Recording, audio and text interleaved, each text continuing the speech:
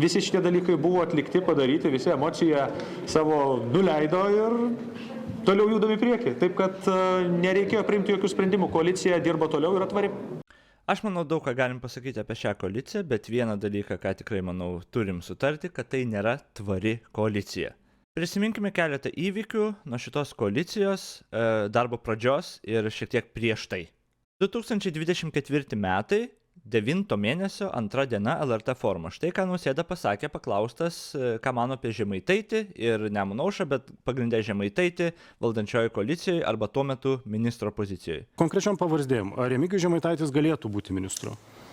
Pats Remigijus Žemaitaitis prezidento rinkimų kampanijos metu ganėtinai santūriai ir nuosaikiai pasisakė tiek Ukrainos paramos, tiek Rusijos atžvilgių.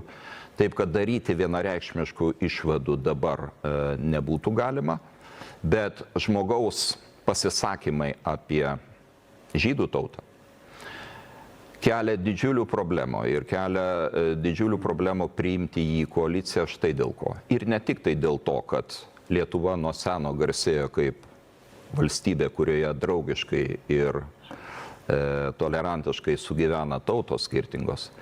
Bet šitie signalai, šitie pasisakymai, šitie atrodytų nekalti juokeliai ir dainelės nuėjo labai toli ir nuėjo pas tuos partnerius, kurių parama mums be galo svarbi.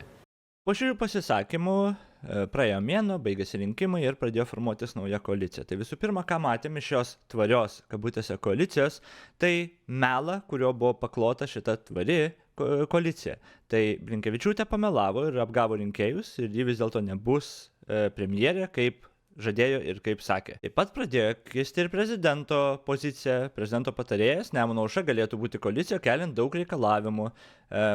Tai net prezidento jau pozicijoje ir aplinkoje pradėjom matyti pirmus tokius flirto požymius, kad gal ta Žemaitaitis ir gali čia būti koalicijai ir gal čia viskas bus gerai.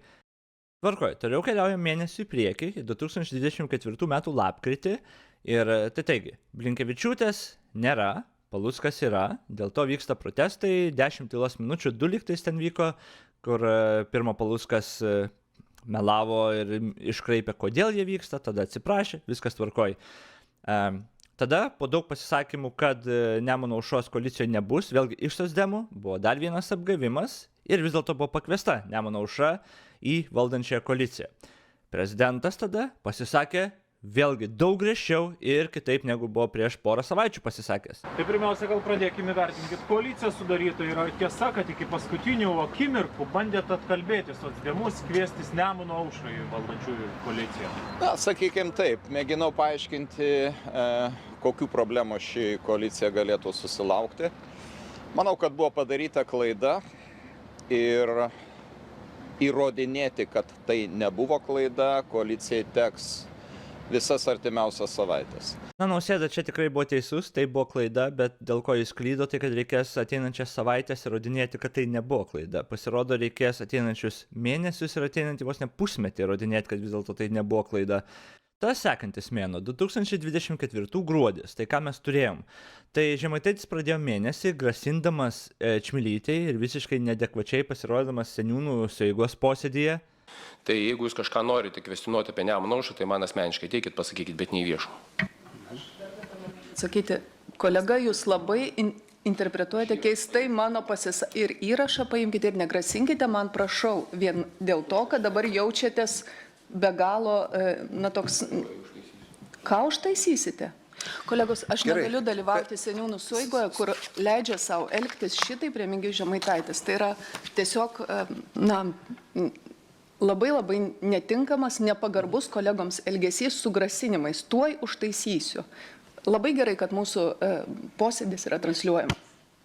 Jūs pasiklausykite pirmą savo sakymą. Viskas, Remigijau, stabdykim šitą diskusiją. Taip, tikrai labai adekvatus, tvarios koalicijos darbo pradžia labai adekvati ir tikrai labai adekvatus Žemaitaitis. Taip, tvari koalicija, teisingai, Paluckai, aš tau visiškai pritariu, ne? Aišku, čia buvo vienas tik perliukas ir daugam Čmilytė labai nerūpi ir labai net nekenčia Čmilytės, taigi viskas gerai su tokiu Žemaitaičio elgesiu. Viskas primtina, svarbu, kad taikinys pasirinktas buvo to, kur mes nekenčiam, ne? Bet tada tęsiasi Nemuno aušros, ministrų siūlymai ir šios tvarios koalicijos visokie ministrų pasiūlymai, kur sulaukė belenkiek kritikos iš visuomenės. Lygiai tą patį gruodį pirmieji Žemaitaičio grasinimai, Žemaitaitis patvirtino, tikrai mąstome trauktis iš koalicijos. Tai tas tvarumas labai greitai, net neprasidėjęs, pradėjo birėti. Dabar keliaujam į šių metų sausį. Tai prezidentas Paluckui sako, kad galėtų pareikalauti savitvardos iš Žemaitaičio. Paluckas nemato reikalo tą daryti, kas yra tendencija. Paluckas labai gina Žemaitaitį. Žemaitaitis grasina išeiti iš koalicijos ir sako, kad tikimybė tam yra 80%. Širinskienė tada paliko Nemuno aušrą. Išėjo pas demokratus vardan Lietuvos, bet žinoma, išlieka toj pačioje koalicijoje. Tai galbūt galima sakyti, kad čia tvari koalicija, kai iš vienų vaikšto šitaip žmonės, kurie ten antri numeriai buvo tam sąraše. Sveikatos apsaugos ministrė pasako, aišku, kad dulkio reforma tęs, kas turėjo susilaukti daug daugiau dėmesio, negu kad susilaukė, nes tai buvo labai gera iliustracija, kaip smarkiai socdemai melavo per priešrinkiminę kampaniją. Tada staiga prezidentas šauna, kad besipareigojami gynybai skirti nuo 5 iki 6% be jokio konkretaus plano, kaip tai finansuoti. Ypač tais momentais, kai Žemaitaitis pasisako apie Ukrainą, kad ten nereikia nieko mokytis, kad tik korupcijos galima iš jos pasimokyti ir panašiai. Tai dabar šitie pokalbiai netgi socialdemokratams jau tapo nebepriimtini. Pats Žemaitaitis double downina, kartoja, neatsiema pozicijas. Tvarkoj. Ir tada mes turim griežčiausią pasisakymą. Nausėda, nematau perspektyvos tokios sudėties koalicijai dirbti ateityje, sausio mėnesio pačioj pabaigoje. Tada Skvernelis pritarė prezidentui, koalicija negali būti tokia, kokia yra. Ir Paluckas nemano, kad Žemaitaičio teiginiai esminė problema koalicijoje, tai yra tuščia. Žinoma, toliau gina Žemaitaitį, Nausėdos pozicija po poros dienų šiek tiek pasikeičia, vėl Nausėda apie Žemaitaitį koaliciją, nebekaitikime atmosferos, tiesiog palaukime. Ir dabar mes galų gale priėjom prie šiandienos, kai palaukėme ir koalicija tvari ir dirba. Nėra koalicija tvari. Aš nežinau, kaip socdemai ir socdemų rinkėjim paeina šitoks tiesiog gaslightinimas. Mažiausiai, aš nežinau, kokiu žodžiu apibūdinti reikia šitą koaliciją. Bet tvarumas nėra tas žodis. Nuo pat pradžių, nuo grasinimų išeiti, iki ministrų patvirtinimų chaoso, protestai ir melai, kuo pasėta nuo pat pradžio šitą koaliciją. Tai vienas vienintelis žodis, ko tikrai negalima vartoti, tai kad tai yra tvari koalicija.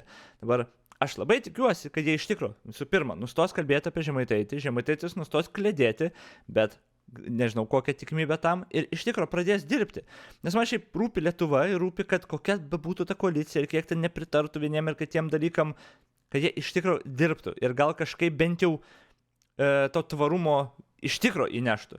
Bet dabar to nėra. Darbai negali prasidėti ir neprasideda, apie jokį kitą darbą mes negirdim nieko, nes jie nėra daromi. O ten, kur yra pasiūlomi darbai, tai tiesiog be jokių skaičių, be jokio konkretumo, bet viskas apie ką vyksta kalba, tai apie Žemaitaitį ir tiesiog Žemaitaičio puolimas ir tada Žemaitaičio gynyba iš kitų. Grasinimai išeiti, pasitraukti ir tada kaip čia raminimas, kad gal nereikia ir tęsime darbą. Kai kas antrą dieną tu nežinai, ar koalicija išliks už savaitės, tai reiškia, kad koalicija nėra tvari. Tai eilinis melas iš Palucko ir eilinis tiesiog gynimas Žemaitaičio.